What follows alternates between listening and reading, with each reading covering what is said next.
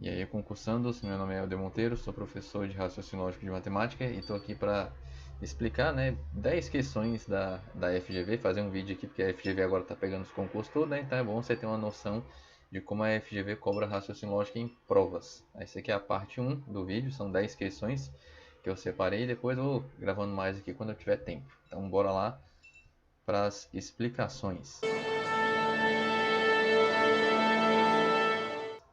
Então, primeira questão diz assim, considere a afirmação. Deixa eu trocar de cor para simbolizar. A criança tomou vacina, chamar aqui de V de vacina, e, que é o nosso conectivo, não chorou, chamar aqui de não ser. Aí daqui para frente ele está pedindo só a negação da afirmação. E para fazer a negação do conectivo E, é aquele esquema de nega, nega, nega. Tem que negar a primeira frase, tem que inverter o conectivo se ele está de cabeça para baixo, vira de cabeça para cima, vai virar o ou, e tem que negar a segunda. Negação de não chorou vai ser chorou. Então vai ficar não tomou vacina ou chorou, que é o que está escrito aqui ó, na letra E, que é a resposta aqui da nossa questão. Aí a próxima, considere a sentença. Então primeiro bora traduzir. Se Arquimedes é torcedor de Paraná, chamar de A para lembrar de Arquimedes, então Sócrates é torcedor do Rondoniense, chamar de S para lembrar de Sócrates. Aí ele pediu a negação lógica dessa sentença. Aí para fazer a negação do se então, a gente mantém a primeira frase do jeito que estava e nega a segunda. Então o se então sempre vai virar o conectivo E. Só de saber que ele ia virar o E, já eliminaria a letra A, a letra B, a letra C e também a letra E. A única que tem o conectivo E é a letra D de dado, então ela de cara já seria a nossa resposta. Que é o que está escrito. Arquimedes é torcedor do de Paraná e Sócrates não é torcedor do Rondoniense. É assim que tem que fazer prova, para ir rápido. Próxima questão aqui diz o seguinte, dá essa frase, se um sapo é verde, chama aqui de V, então não come minhoca, eu vou chamar de não M, para lembrar de não minhoca. Aí daí para frente ele fala assim, a partir dessa afirmação conclui-se que, quando ele te dá um se então e pergunta o que você pode concluir, em outras palavras, ele está querendo que você faça uma equivalência do se então. E o se então ele tem duas equivalências.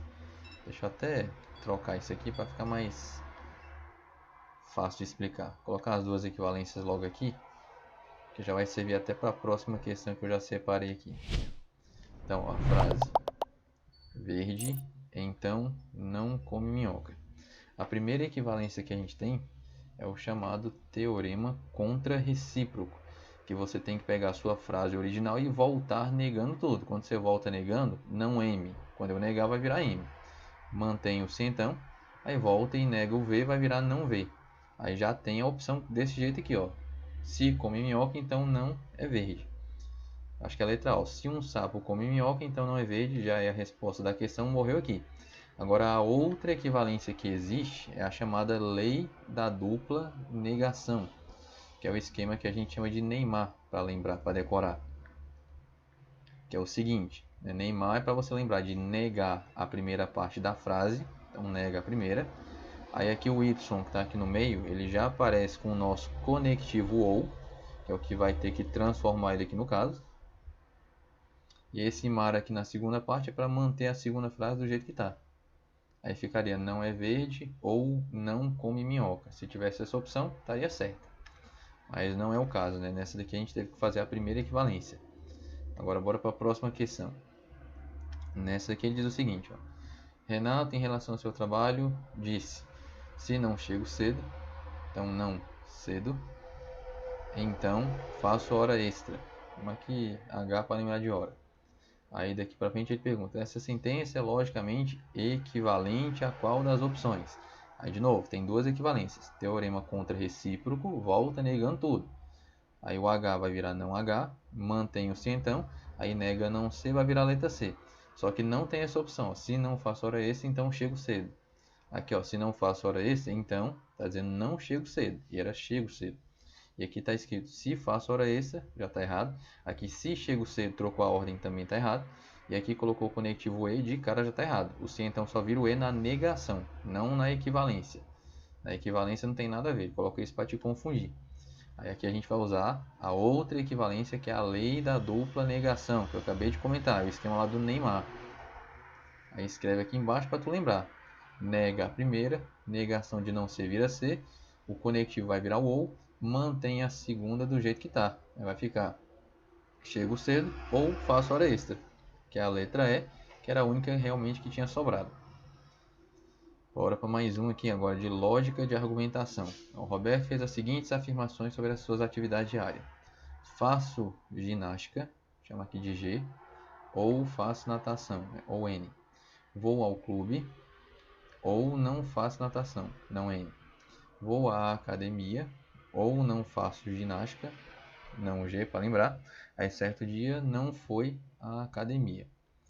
Então só não há. Aí a partir disso, né, o que dá para concluir dessa frase? Então quando você tiver uma sequência de frases e ele perguntar o que você consegue concluir, é lógica de argumentação que a gente está trabalhando. Vou deixar aqui escrito. Lógica de argumentação. Aí para isso, você considera as premissas, que são as primeiras frases todas verdadeiras. Sempre que tiver uma premissa menor, igual essa aqui embaixo, você vai começar por ela. Aí de cara eu já sei que o não há é verdadeiro, há, que é o contrário, fica sendo falso. Aqui eu tenho o conectivo ou, para ele me dar um resultado verdadeiro. Eu preciso de uma verdadeira, como não é a primeira, tem que ser a segunda. Não G é verdadeiro, G lá em cima, que é o contrário, fica sendo falso. De novo aqui eu tenho ou, para ele ser verdadeiro eu preciso de uma verdadeira, como não é a primeira, tem que ser a segunda. N é verdadeiro, não N aqui embaixo é falso. Aí de novo aqui é o conectivo ou, para ser verdadeiro eu preciso que uma seja verdadeira, como não é a segunda, tem que ser a primeira. Aí agora que a gente valorou tudo, bora para as opções. Na letra A ele fala, fez ginástica. Só que a gente viu aqui que ginástica é falso. Aí E, fez natação. Natação é verdadeiro. Só que no conectivo E, falso com verdadeiro, dá um resultado falso. Então não pode ser a letra A. Letra B, não fez ginástica. Ó. Não fez ginástica lá embaixo, ó, é verdadeiro. Então beleza, verdadeiro aqui. Nem, ou seja, o E junto com o não, está dizendo que não fez natação. Só que não fazer natação é falso. E aí no E, verdadeiro com falso, dá um resultado falso. Não pode ser a letra B. Letra C diz que fez natação. É verdadeiro aqui natação. E não foi ao clube. Clube é verdadeiro. Não clube é falso. Aí de novo aqui é um E. Verdadeiro com falso no E. Dá falso. Não pode ser a letra C. Letra D. Foi ao clube, que é verdadeiro. E, tá bem aqui, fez natação. Natação também é verdadeiro. No E, verdadeiro com verdadeiro dá um resultado verdadeiro. Então, letra D, que é a resposta da nossa questão. Você tem que estar com a tabela verdade correndo na veia para valorar bem rápido do jeito que eu estou fazendo. 6. Diz o seguinte. Sobre os amigos Marcos, Renato e Valdo, sabe-se que a primeira frase, se Valdo é flamenguista, chama só de W, então Marcos não é tricolor. Aqui de não M, é não Marcos. Depois, se Renato não é vascaíno, não Renato, aí então Marcos é tricolor. Marcos. Se Renato é vascaíno, é R, então Valdo não é flamenguista, não Valdo. Aí a partir disso, né, o que dá para concluir? Neste tipo de questão, a FGV quer que você faça o seguinte. Você tem as premissas, né, que são consideradas verdadeiras, só que você não tem a premissa menor. E a FGV gosta que você mexa com equivalência aqui no meio, então é uma questão de lógica de argumentação, misturando com equivalência, que é um estilo aí que a FGV gosta de cobrar. Ele quer que você faça uma equivalência de um jeito que você consiga acabar cortando um bocado de frases aqui no meio, um bocado de proposições, para só sobrar o que interessa. E aí nessa questão, a gente vai ter que pegar a segunda premissa para fazer uma equivalência dela, para reajustar e ficar do jeito que a banca quer. E aí como que eu sei que é a segunda premissa? Pela vivência mesmo, batendo o olho na questão e sabendo que se eu aplicar o teorema contra-recíproco aqui, se eu voltar negando, eu vou ter a seguinte estrutura. A primeira frase eu não vou mexer. Aí a segunda, faz o teorema contra-recíproco, volta negando, o M vai virar não M. Aí então, não R quando eu negar vai virar R. E a última frase também não precisa mexer, ó, R então não W. Aí ó, quando a gente faz isso, a gente observa o seguinte. Sempre que você tiver vários cientão na sua frase e o final de um cientão coincidir com o começo do próximo, você pode cortar as proposições. Aqui também, ó, o final desse então coincide com o começo desse, então eu posso cortar, como se estivesse simplificando. Aí, ó, o que sobrou no final das contas? Sobrou isso aqui, na primeira parte do se então. Aí, então, sobrou isso aqui, na segunda parte do se então. E o que sobrou, depois que eu cortei tudo, continua tendo que ser verdadeiro, porque as premissas têm que ser verdadeiras. E aí, por o se então ser verdadeiro, só não pode dar Vera Fischer. Só que tem como ser verdadeiro e verdadeiro ao mesmo tempo? Não, porque ali eu tenho a frase W e não W. Então, quando a primeira for verdadeira, a segunda teria que ser falsa. Só que aqui dá Vera Fischer, e não pode acontecer isso aqui de jeito nenhum. Então vai ter que ser o contrário. Quando a primeira for falsa, a segunda, que é o contrário, fica verdadeira. E falso para verdadeiro, realmente dá o verdadeiro que eu preciso. Então eu tenho certeza absoluta que dizer, por exemplo, que Valdo não é flamenguista é verdadeiro. E isso é o que está escrito aqui na letra D, que é o que sobrou depois que eu cortei tudo, que é a resposta que sobra como verdadeira. Essa aqui é a resposta da questão. Tem outras questões da FGV que você vai ter que fazer essa maracutaia para poder resolver mais rápido. Então tem que estar com a equivalência correndo na veia também. Outra aqui, agora de análise combinatória. André, Beatriz, Carlos são adultos, Laura e Júlio são crianças. Todos vão viajar em um automóvel com 5 lugares, sendo 2 na frente e 3 atrás. Dos adultos, somente Carlos não sabe dirigir. Então, vou deixar aqui. Carlos não dirige. E aí tem Laura e Júlio, crianças. Aí ele fala agora esse detalhe aqui importante, ó, que as crianças só viajam no banco de trás. Crianças só atrás. Ainda tem outra restrição. Mas Júlio faz questão de ficar em uma janela. Então Júlio na janela. Beleza, aí o número de maneiras diferentes pelas quais as pessoas podem ocupar os lugares no automóvel vai ser igual a quanto? Aí, ó, bora desenhar aqui as 5 cadeiras para pensar aqui na questão. Neste tipo de questão de análise combinatória, é sempre melhor começar pelas restrições. Aí pensa assim, quem é que tem mais restrição de todos? O Júlio é o que tem mais restrição, porque ele só pode ir atrás e só pode ir na janela. Então vamos começar pelo Júlio. Aí quantas opções de lugares o Júlio tem para sentar? 2, né? As 2 janelas de trás. Aí supondo, ele tinha que colocar aqui, né, janela 1 como opção e janela 2. Supondo que ele sentou na janela 1, aí ninguém mais pode sentar lá. Agora, qual é a pessoa que sobra com mais restrição? A Laura, porque é outra criança que só pode ir atrás. Então agora, e sempre por quem tem mais restrição. Então aqui é a Laura. E o que sobrou para a Laura como opção? Sobrou a janela 2, que ela ainda não usou, e o lugar do meio lá atrás. Ela tem 2 opções. Aí depois, quem tem restrição? O Carlos, que ele não dirige. Então bora colocar ele aqui. E aí depois, né, tanto faz quem a gente vai colocar, porque não tem mais restrição. Então já vou escrever aqui, André e Beatriz. Beleza. Aí opções para o Carlos aqui.